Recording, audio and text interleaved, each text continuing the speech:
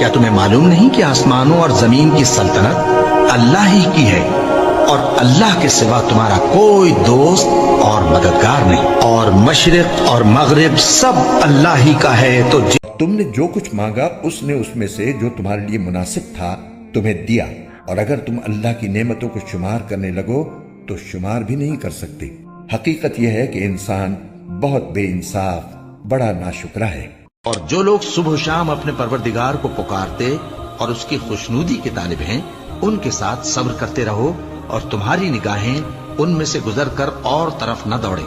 کہ تم دنیاوی زندگی کی رونقوں کے خواستگار ہو جاؤ۔ جس کے پاس خدا ہو وہ کسی سے نہیں ڈرتا، مگر جس کے پاس سب کچھ ہو اور خدا نہ ہو وہ ہوا کے جھونکوں سے بھی ڈرتا ہے۔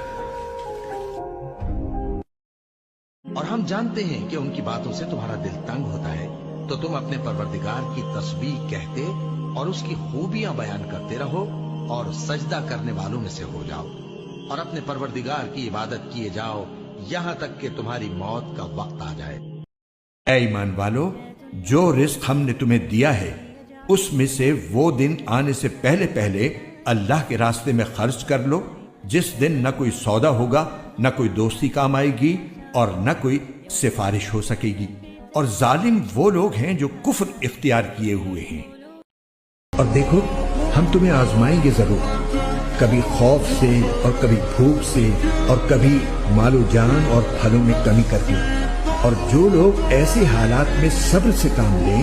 ان کو خوشخبری سنا دو۔ یہ وہ لوگ ہیں کہ جب ان کو کوئی مصیبت پہنچتی ہے تو یہ کہتے ہیں کہ ہم سب اللہ ہی کے ہیں اور ہم کو اللہ ہی کی طرف لوٹ کر جانا ہے۔ یہ وہ لوگ ہیں جن پر ان کے پروردگار کی طرف سے خصوصی عنایتیں ہیں اور رحمت ہے، اور یہی لوگ ہیں جو ہدایت پر ہیں۔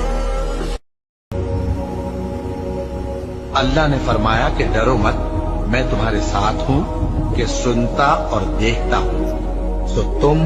مجھے یاد کیا کرو، میں تمہیں یاد کیا کروں گا، اور میرا احسان مانتے رہنا اور میری ناشکری نہ کرنا۔ اور جب کسی کام کا پختہ ارادہ کر لو تو اللہ پر بھروسہ رکھو، بے شک اللہ بھروسہ رکھنے والوں کو دوست رکھتا ہے۔